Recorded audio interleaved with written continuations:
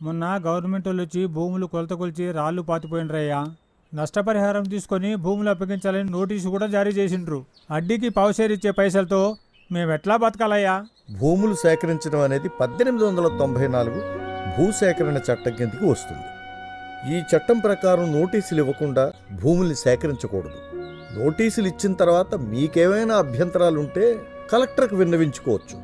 ఆ అభ్యంతరాలని పరిశీలించిన తర్వాత ప్రభుత్వం ఏం చేస్తుందంటే ఏ భూముల్ని సేకరిస్తున్నారో దానికి ఎంతెంత నష్టపరిహారం కావాలో తెలియజేయమని కలెక్టర్ గారు మళ్లీ మీకు నోటీసులు జారీ చేస్తారు. దానికి మీరిచ్చిన సమాధానం చూశాక భూమి కొలతల్ని బట్టి నష్టపరిహారాన్ని ప్రకటిస్తారు.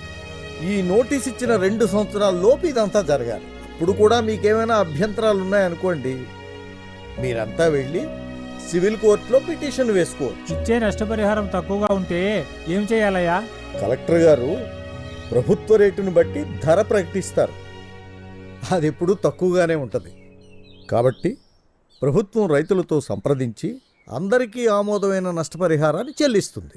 కానీ అధికార పార్టీకి చెందిన కొంతమంది రైతుల్ని, అంటే కట్మల్ లాంటి వాళ్ళని ఓబర్చుకుని వాళ్ళకి వేరే ప్రయోజనాల ఆశ చూపించి వాళ్లతో ఓ ధరకి ఒప్పుకోలు పత్రం రాయించుకుంటారు. ఇలాంటి రైతులు న్యాయం అడిగితే వాళ్ళని చూపించి మిమ్మల్ని కూడా బలవంతంగా ఒప్పుకోమని చెబుతారు.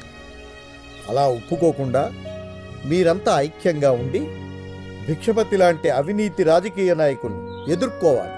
కానీ ఆ భిక్షపతిని ఎదుర్కోవడం ఎట్లాగయ్యా? పారిశ్రామికంగా దేశం ఎంతో ప్రగతిని సాధించినా ఇప్పటికీ రైతే దేశానికి వెన్నెముక. అలాంటి రైతు ఎన్నికల్లో ఓటు వేయడానికి పనికొచ్చే ఓటరుగా మిగిలిపోయాడు. వ్యవసాయానికి శాశ్వత సదుపాయాలు కల్పించకుండా ఎన్నికల ముందు ఈ నాయకులు రుణాల మాఫీ, కరెంటు బిల్లుల మాఫీ అంటూ మాయమాటలు చెబుతున్నారు.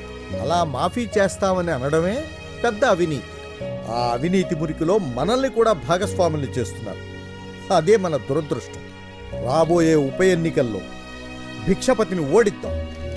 వాడి ఓటమి మాత్రమే మన ఊరిని, మన భూముల్ని కాపాడుతుంది. ఒకవేళ మళ్ళీ వాడే గెలిస్తే మాత్రం టిచ్పల్లి చరిత్రలో కలిసిపోతుంది.